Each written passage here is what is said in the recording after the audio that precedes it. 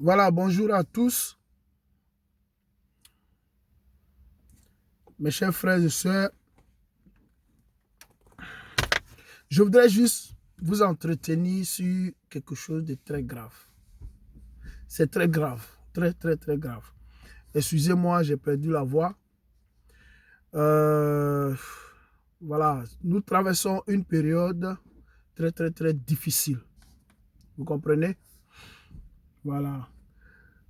Euh, pour ceux qui n'ont pas encore compris ce dont on parle, parce que quand les gens prennent leur temps pour faire des vidéos, pour se mettre dans les médias, que ce soit à la télé, à la radio et tout ça, pour vous expliquer des choses, et que vous prenez ça à la légère, ou bien vous prenez ça comme si la vie était tout le temps amusement.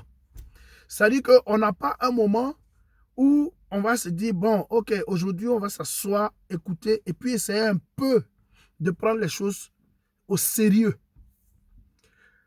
On ne peut pas être tous les jours, c'est-à-dire que du 1er au 31, on ne peut pas être dans la fête. On ne peut pas être heureux tout le temps. On ne peut pas être triste tout le temps. On ne peut pas être tout le temps, tout le temps, tout le temps dans les mêmes conditions. Vous comprenez? Il y a un moment pour rire, il y a un moment pour pleurer. Il y a un moment pour jouer, il y a un moment pour se tenir tranquille. Il y a un moment pour se lancer dans l'ignorance. Et puis il y a un moment pour écouter, apprendre et puis essayer d'appliquer.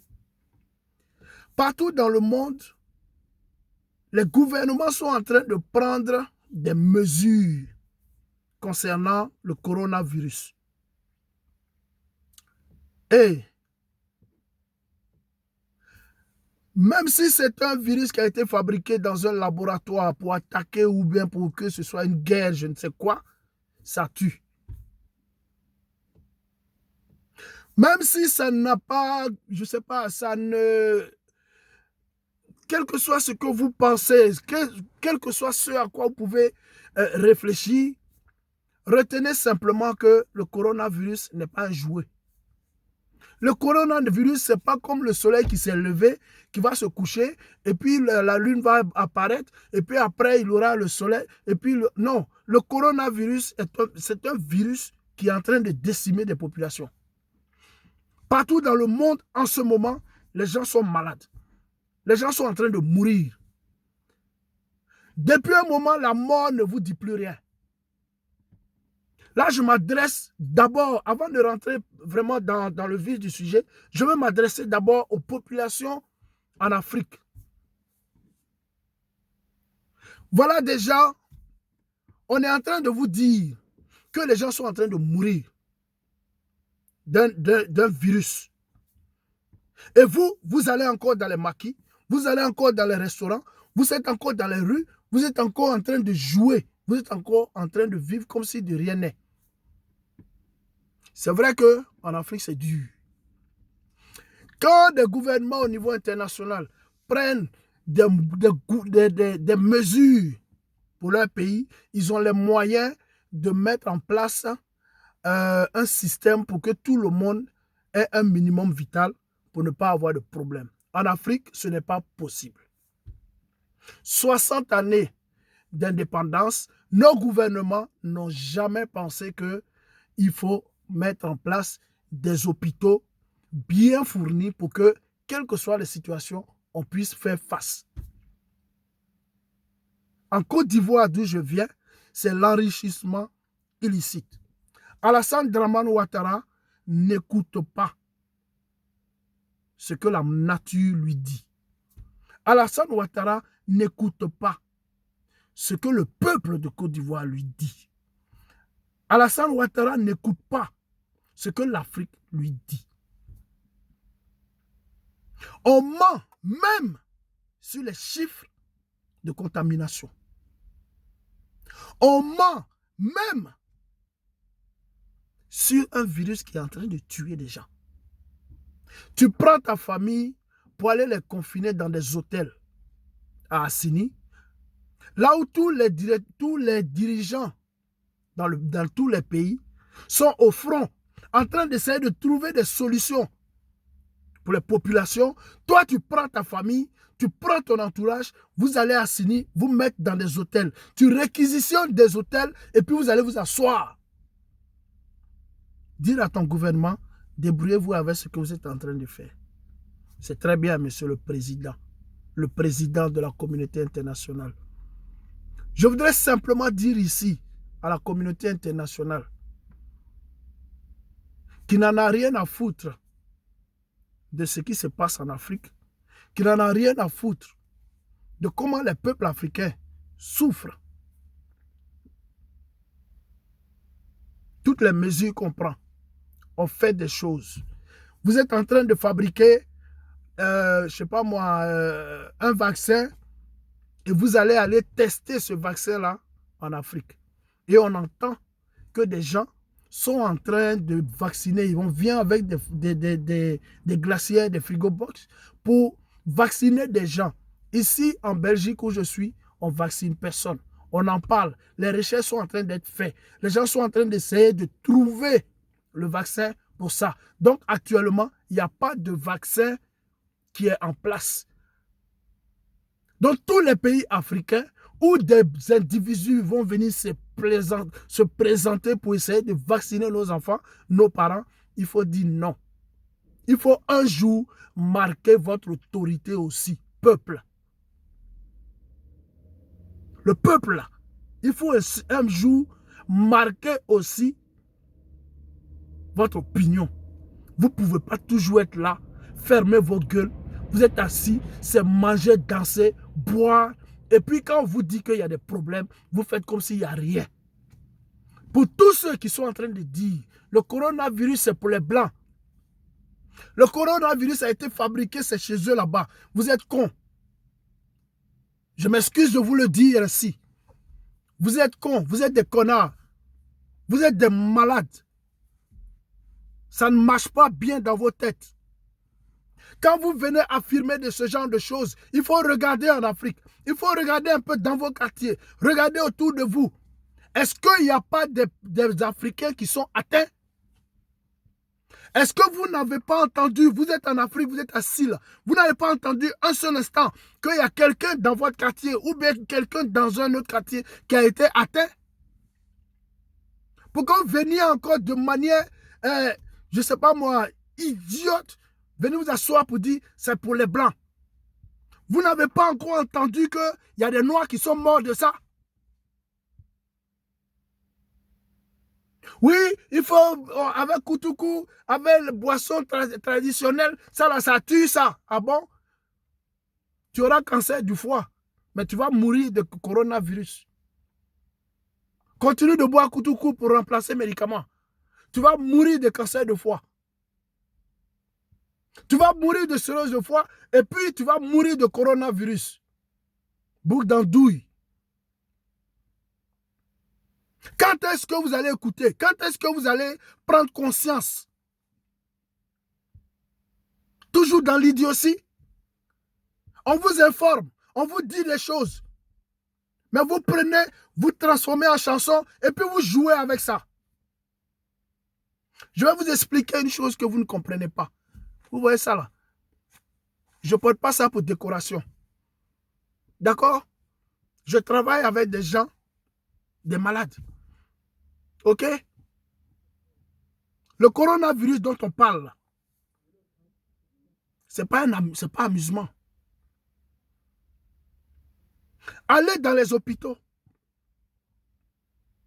Allez un peu voir ce qui se passe dans les hôpitaux. Tu arrives dans un hôpital. Tu regardes sur le lit, la personne qui est là, tu te rends compte, mais je connais ce gars-là. Ou bien je connais cette femme-là. Les gens sont entubés.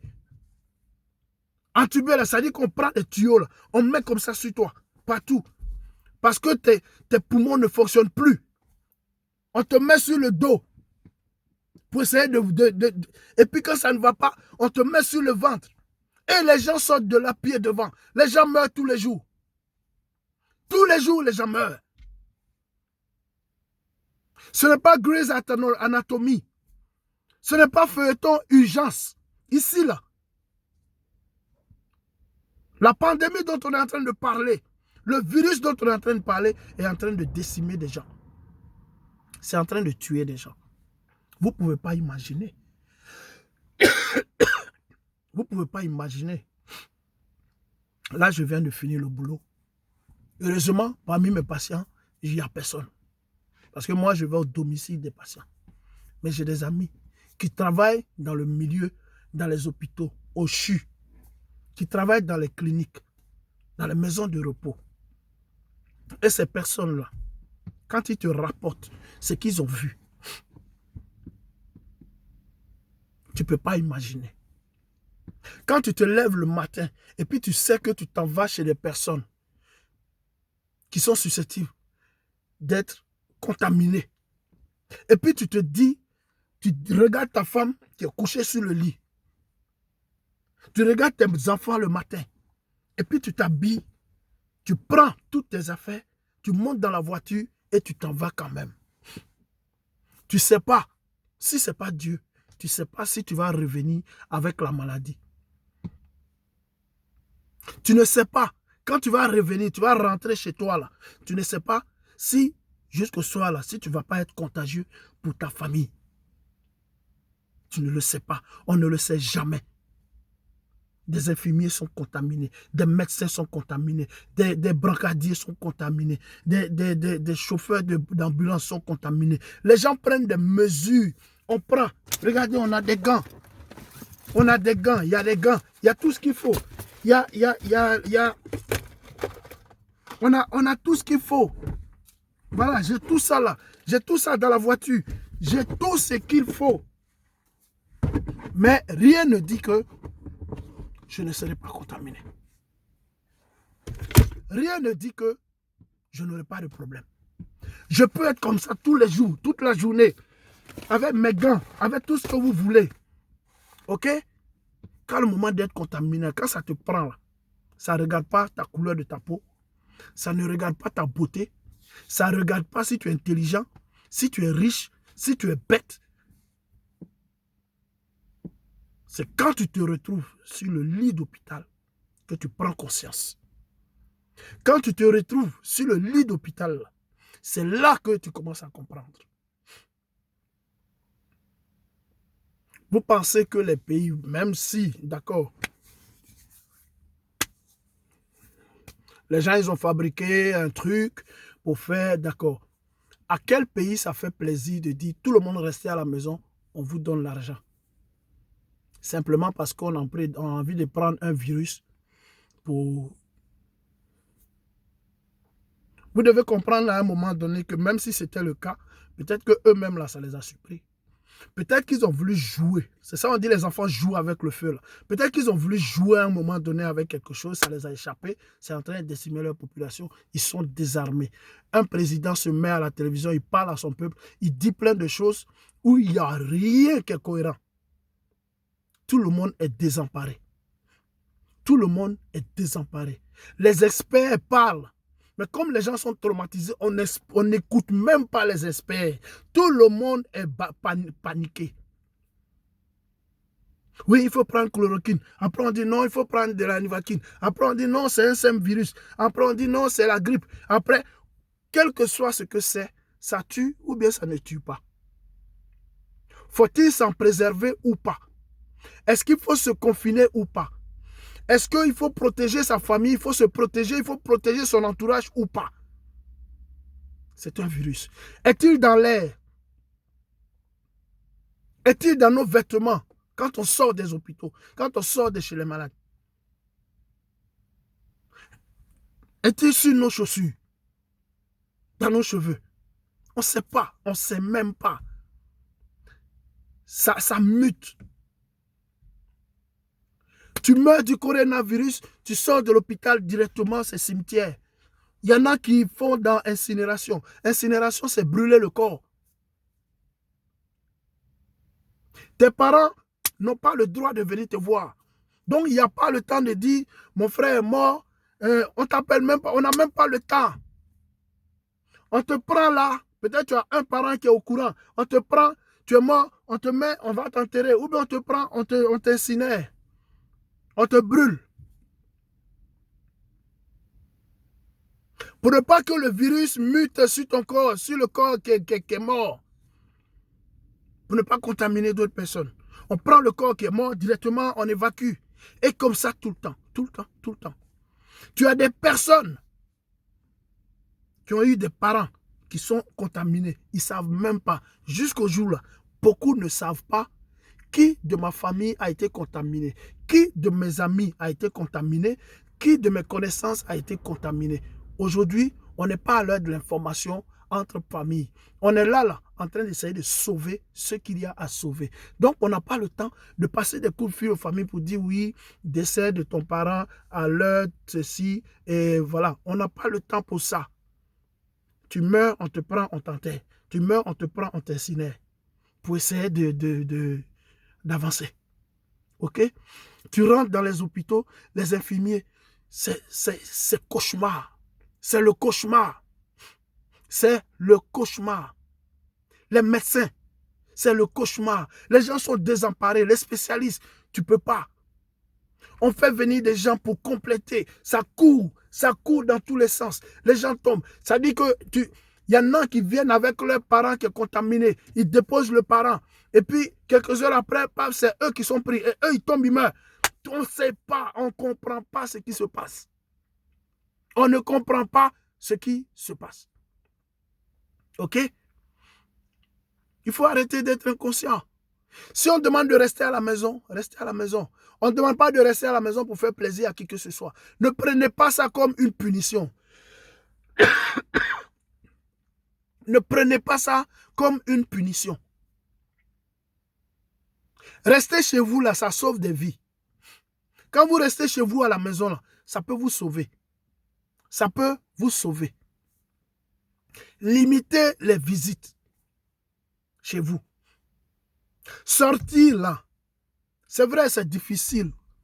Je comprends. On peut comprendre. C'est difficile de rester enfermé tout le temps, tout le temps, tout le temps. Vous n'allez pas au boulot, vous vous levez le matin. Quelqu'un qui a l'habitude de sortir, de toujours aller au boulot, rencontrer des gens, faire des activités, aller dans les salles de sport, aller faire ses courses, aller dans les supermarchés, aller, je ne sais pas, tout ce que vous voulez. Oui, je comprends, on comprend ça. Tout ça là, c'est vrai. On n'a plus l'argent, on ne sait plus, je ne sais pas. Qu'est-ce que vous voulez qu'on vous dise? Non, il n'y a plus d'argent, donc sortez. Allez-y. Sortez, allez vous faire contaminer. Parce que vous n'arrivez plus à aller faire vos sports.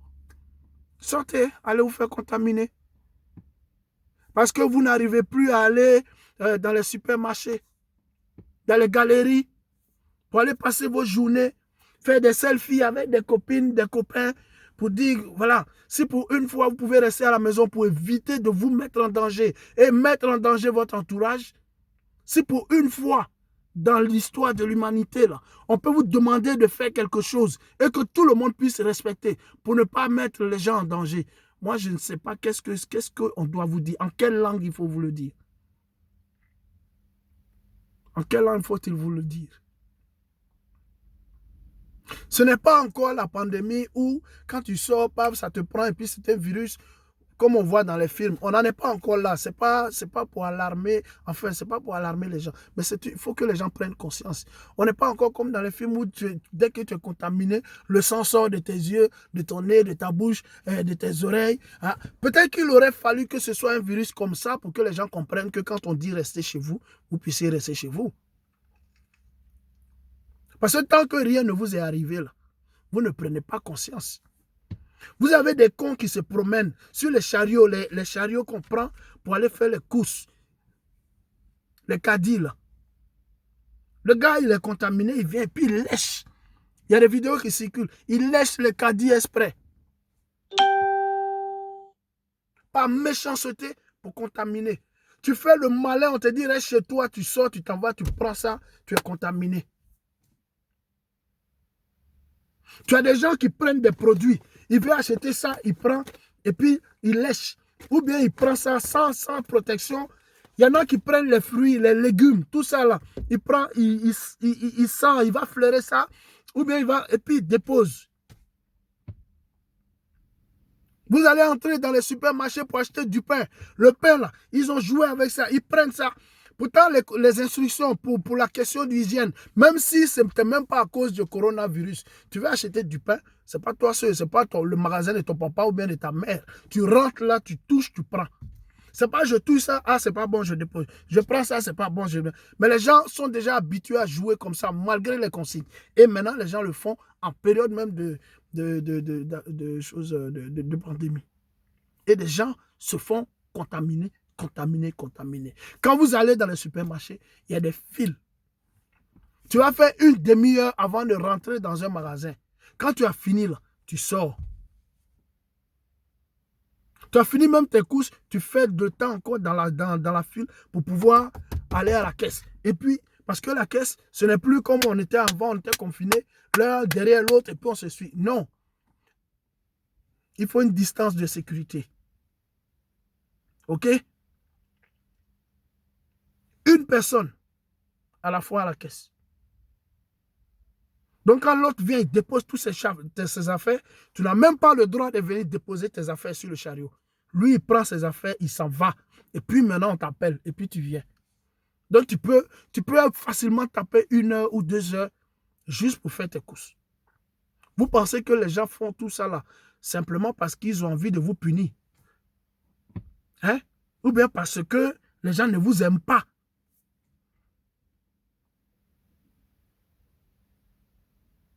Dans les hôpitaux, c'est la catastrophe. Les gens sont là. Ça court dans tous les sens. Ça court dans tous les sens. Il n'y a pas de... Ça dit que tu ne peux pas visiter ton malade.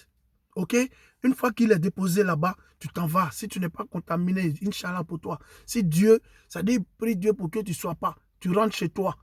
Ton parent, on va s'occuper de lui jusqu'à s'il sort de là. Dieu merci. S'il n'est pas sorti, il est mort, on l'a enterré ou bien on l'a incinéré. Tu auras peut-être un coup de fil ou bien je ne sais pas si... Mais sachez que c'est l'horreur. C'est l'horreur.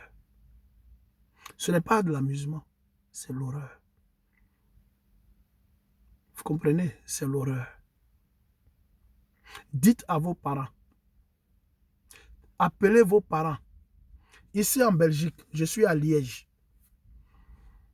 Le bourgmestre, c'est-à-dire le maire de Liège, vient d'envoyer un courrier à toutes les populations pour demander ce qui se passe. Il met même dans le courrier, je suis le maire de tout le monde, de toutes les communautés. On ne fait pas de distinguo entre les différentes communautés ici. Mais on vient de se rendre compte que les populations les plus atteintes, parce que Liège est la ville la plus atteinte en Wallonie. Liège là, est la ville la plus atteinte en Wallonie. Parce que les gens se comportent ici comme s'ils étaient, je ne sais pas. OK? Les populations les plus atteintes qui sont dans les hôpitaux,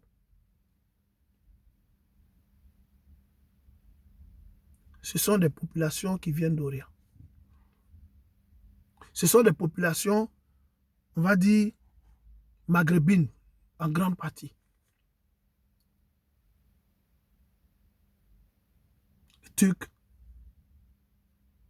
Même les Africains noirs, là, il y en a. Plein. Plein, plein, plein.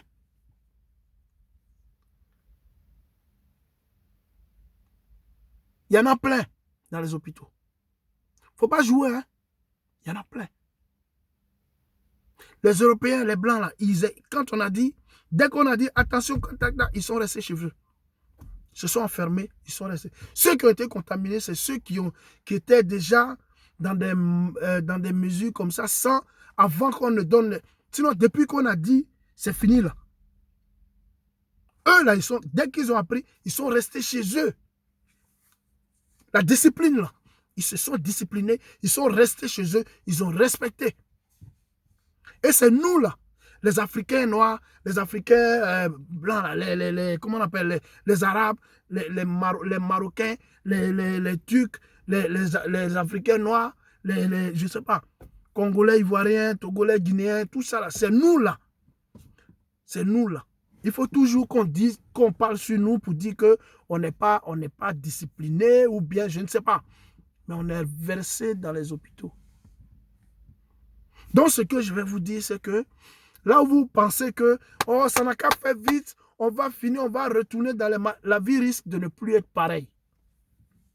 La vie après ça risque de ne plus être pareil. Et ça, je vais vous le dire clairement. OK? La vie risque de ne plus être pareil. Sachez que pendant ces mesures de confinement, les sociétés ne fonctionnent plus. Beaucoup d'entreprises fonctionnent au ralenti. Il y en a qui sont fermés complètement. Tous les indépendants qui vendent des vêtements, qui vendent des électroménagers, qui vendent, en tout cas, tous ceux qui font le truc, ils sont enfermés pour le moment. L'État va s'arranger pour que chacun ait quelque chose pour ne pas avoir de difficultés pour payer pour manger. D'accord?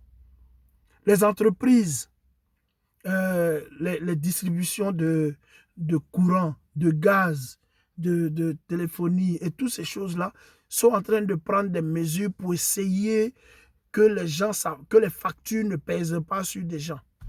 Tu as des banques qui sont en train de s'arranger avec leurs clients pour que comment on appelle, les remboursements de prêts, de tout ça, soient allégés. OK? Que, bon, vous pouvez payer. Ça dit, voilà, il y en a même, il faut arrêter de payer pour l'instant jusqu'à ce que la situation se normalise. Et puis, on va. Et ils mettent même des messages pour dire, ne vous inquiétez pas, on va faire ça, mais il n'y aura pas de frais supplémentaires sur vous. Vous croyez que c'est pour faire c'est pour jouer? Vous pensez que c'est de l'amusement? Ce n'est pas de l'amusement. Des mesures sont en train d'être prises pour que tout le monde puisse quand même avoir, pour ne pas que ça pèse. Pour ne pas que ça pèse. Mais quand on dit restez chez vous, restez chez vous. Restez chez vous. Quand tout ça, ça va finir, vous avez des indépendants qui ne pourront plus fonctionner, qui vont faire faillite. Des entreprises, là, il y en a plein qui vont faire faillite. Il y en a plein qui vont faire faillite. Beaucoup d'entreprises vont faire faillite. Les banques seront restructurées. L'État est en train d'utiliser tous ces fonds de caisse pour essayer de garantir le minimum vital à tout le monde financièrement. Mais quand tout ça va finir, il faut continuer à refinancer les entreprises. Il faut continuer, il faut recommencer plutôt à financer les entreprises. Il faut recommencer à donner des subsides à certaines ASBL, à certaines sociétés, à telle chose pour que les gens refonctionnent. Donc, il va falloir voter encore des budgets. Il va falloir mettre encore en place des budgets sécurisés pour les États, pour l'Europe, pour l'Afrique, pour tout ça, pour essayer de revenir à la situation normale. Et ça, là, pour certains, ça sera possible. Pour d'autres, ça ne sera pas possible. Et puis, ça va tourner comme ça. Et les gens, vous allez vous rendre compte que beaucoup vont perdre leur boulot. Beaucoup vont perdre leur boulot.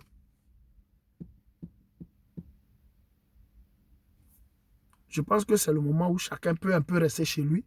Et puis, un peu, si vous n'avez rien à faire, prenez le temps un peu de cogiter sur ça. Si jamais je perds mon boulot, qu'est-ce que je vais faire? Au lieu de sortir, au lieu de ne pas sortir, tu vas t'asseoir dans un café pour boire. Ici, les cafés sont fermés. OK? Mais je vois des images de nos frères et soeurs en Côte d'Ivoire et dans certains pays africains.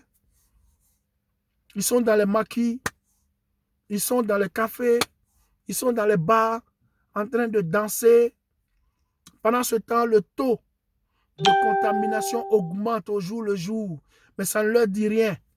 Ça dit, voilà, et puis ils continuent de dire, c'est pour les Blancs, c'est pas pour les Africains. Vous entendez que le taux de contamination atteint des proportions et vous continuez de dire, oh, c'est pour les Blancs.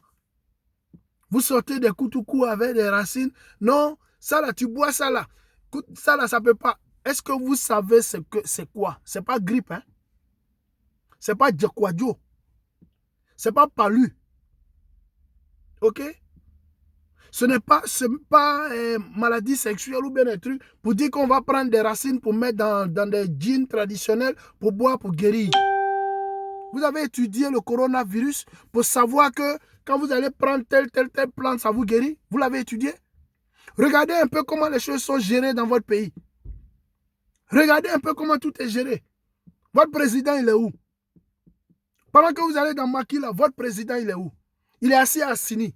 Il a ramassé tout son entourage. Ils ont réquisitionné des hôtels. Ils sont calés là-bas. Ils sont cachés dans les hôtels. Et pendant ce temps, qui s'occupe de vous? Pendant ce temps, vous êtes dans les maquis. En train de vous infecter les uns les autres. Vous n'allez pas comprendre. Vous n'allez pas un jour réfléchir. Vous n'allez pas un jour vous-même vous dire qu'il faut faire quelque chose de vous-même. Des gens prennent leur temps pour faire des vidéos, pour vous sensibiliser. À quoi ça sert même de vous sensibiliser? Même si c'est faux, ce que les gens disent là. La prévention là. Vous ne savez pas ce que c'est? Vous ne savez pas ce que c'est? On donne un message comme quoi ce truc-là, ça vient des pangolins. Et puis je vois une vidéo, voilà pangolin là même, voilà ça qui est dans la sauce ici. Nous, on mange ça. Nous, on n'a pas de problème. Ça là, ça ne peut rien nous faire. Nous, on est africains. On mange ça, on met un coup dessus. On est à Dieu. Et puis, voilà, la restauratrice vient. Oui, non, on a toujours fait ça. Nous, on n'a pas de... OK. OK.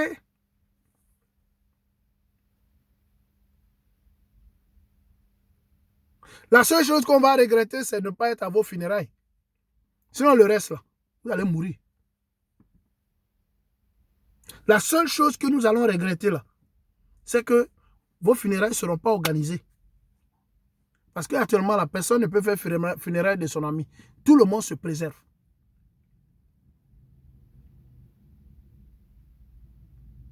Tout le monde se préserve. Donc, il faut à un moment donné arrêter. Vous ne prenez même pas conscience. Vous ne prenez pas conscience. Que ce soit en Europe, que ce soit en Afrique, le coronavirus est en train de tuer des gens. Donc, il est temps que chacun prenne ses responsabilités et qu'il y ait un minimum de prise de conscience. Un minimum, mais pas beaucoup, de prise de conscience. Enlevez coup à la place du plasma qu'il y a dans vos cerveaux et puis réfléchir. Ça là, si ça me prend là, je vais faire comment? Et puis rester chez vous. Je sais qu'en Afrique, je le dis encore, ça va être difficile de vous confiner à la maison tout le temps. Mais quand Ouattara, je ne l'aime pas, ça je vais vous le dire, je ne vous le cache pas, je n'aime pas ce gars-là. Il est égoïste, il est méchant, c'est un sorcier. Pendant que les pays sont en train de prendre des mesures, lui il ramasse sa famille, il fuit dans les hôtels, il est assis, et puis le peuple est en train de souffrir. Et il ne prend aucune mesure. Il annonce au départ que à 21h, coup-feu. Mais si tu veux te chercher, mon ami, de 5h du matin jusqu'à 21h, si tu n'as pas gagné l'argent, c'est après 21h, toi, tu vas gagner l'argent. Je peux comprendre pour ceux qui ont les maquis, mais dans maquis, là, c'est le lieu même où il y a beaucoup même qui sont infectés. Donc, quand on ferme les maquis, quand on ferme les entreprises qui fonctionnent la nuit, quand on a fermé tous ceux qui vivent la nuit, là, toi qui te cherches la journée, là, au moins tu peux rester à la maison la nuit. Tu ne vas pas aller te chercher le matin jusqu'à 21h et puis vouloir encore aller boire, aller chauffer le soir alors que tu sais que tu vas te rendre malade. Et ça peut aussi te faire des économies. Réserve l'argent que tu prends pour aller boire tous les jours, pour aller danser là. Il faut réserver. Quand tout ça là va finir, tu vas aller boire si tu veux pendant 365 jours. Mais pour l'instant, il faut te confiner, il faut respecter les mesures. Je vais m'arrêter sur ça, je ne vais pas parler beaucoup. Mais je dois simplement vous dire, avec les témoignages qui me sont revenus, dans les hôpitaux, on ne joue pas au ping-pong. Dans les hôpitaux actuellement, c'est la calamité. Dans les hôpitaux, je ne sais même pas comment vous décrire. Vous ne pouvez pas imaginer. Les gens sont là. Il n'y a pas de lit. Il y a des endroits où il n'y a pas de lit. Les gens sont couchés à même le sol. Il y a pénurie de lits. Les machines respiratoires, il y a pénurie. Pour ceux qui ne comprennent pas ce que ça veut dire pénurie, ça veut dire qu'il n'y en a pas beaucoup pour tout le monde. Il n'y a pas beaucoup pour tout le monde. Les lits là, il n'y a pas beaucoup pour tout le monde. Les médecins, les infirmiers, on a fait appel à des personnes pour venir compléter, pour venir, mais ils ne peuvent pas se couper en 5 pour s'occuper de tout le monde en même temps. Ça court dans tous les sens. Moi, je voudrais tirer mon chapeau, saluer le courage de toutes ces personnes qui sont dans les hôpitaux. Moi, je ne travaille pas dans les hôpitaux. Je vais au domicile des malades. Mais là où on va, on n'a pas encore eu, Dieu merci, jusqu'ici, nous, on n'a pas encore eu de cas. On a quelques personnes qui toussent, qui sont enrhumées, on prend leur température, on essaye de voir et tout ça. Pour le moment, on n'a pas. Voilà. Ma gorge ici, je tousse et tout ça parce que la nuit, il faisait chaud, j'ai ouvert un peu ma fenêtre et là, ça, c'est mon problème. Ça. Chaque fois que j'ouvre la fenêtre, pour dormir, je me réveille, j'ai la gorge qui est enrouillée et puis je suis un peu enrhumé. Mais il faut faire attention. On n'a qu'à se soutenir. Vous voyez, les gens prennent le temps. Ça dit que chacun peut se rendre malade. Hein. C'est actuellement là. Aucun employeur ne va tenir rigueur à son employé, ou bien à son ouvrier, ou bien à son travailleur, parce que la personne a dit, je suis malade, je suis à la maison. Aucun. Donc vraiment, ceux qui sortent pour aller aujourd'hui au travail, dans les hôpitaux, à domicile, qui vont un peu de gauche à droite, c'est des volontaires. C'est des volontaires, c'est des gens qui ont du cœur. C'est des gens qui aiment ce qu'ils font. C'est des gens qui vont aider ceux qui sont malades. On va aider. OK? Société où je travaille, ce n'est pas la plantation de mon papa. Ce n'est pas l'entreprise de ma mère. Je peux me lever pour préserver ma famille. Je peux dire, ah, moi, je me mets en maladie. Hein? Mais sachez que je suis un être humain. Ça peut m'arriver. Donc, quand je me lève et puis je m'en vais comme ça, je regarde mes vieux, là. Comme certains disent, mes petits vieux. Mais je ne parle pas comme ça pour ne pas les infantiliser. C'est des personnes âgées, c'est des gens qui sont respectables. Ils ont eu des vies. Ils ont vécu leur vie et puis ils sont devenus comme ça. Nous tous, on va vieillir. Donc, quand j'arrive chez ces gens-là, je prends la peine. Je prends vraiment la peine de faire mon boulot comme il faut. Et je fais attention aux différents signes qu'ils ont. Si je remarque un truc, je prends température, j'essaie de respecter tout ce qu'il faut. Et ici, là, tu sors, si tu n'as pas ça, la police t'arrête. OK? On te demande où tu vas. Donc, c'est des choses qui sont importantes. Il faut respecter. Il faut faire en sorte qu'il n'y ait pas de problème. Qu'il n'y ait pas de problème. Soutenons-nous. Aimons-nous vivants. Quand je suis au travail pour que toi, tu n'aies pas de problème là, et que toi, tu sors pour que moi, je continue encore à souffrir, c'est que toi, tu es méchant. Tu es méchant. Tu es égoïste. Parce que toi, tu as envie d'aller te promener dans les supermarchés. Des fois, tu ne payes même pas. Seulement aller te promener dans les galeries pour faire des selfies. Rien que pour ça, on te dit, reste chez toi, tu as du mal à rester chez toi. Tu es méchant et tu es égoïste. Et c'est sur ça que je vais m'arrêter. Il faut à un moment donné arrêter. Il faut arrêter de jouer un peu. Soyez responsable et puis respectez les consignes. Et ça là, ça va vite finir. S'il y a 10 personnes qui sont infectées et qu'il y a 20 personnes qui sont restées dans la maison, les 10 là, on a le temps de s'en occuper jusqu'à ce qu'ils sortent. Mais si un sort, il y a 2 qui rentrent, ça ne finit pas. Un sort, 2 rentrent, 3 rentrent, 2 sortent, 10 rentrent. Parce que ceux qui sont à la maison n'ont pas envie de se tenir tranquille. C'est ça un peu ce qui se passe pour le moment. Donc vraiment, je vous salue. Je ne vais pas être trop long. Je pense que 40 minutes pour vous expliquer quelque chose qui est aussi simple à comprendre. J'espère avoir été assez clair. Et voilà, je vous souhaite, je dirais, bon confinement. C'est tout ce que je peux dire. Voilà.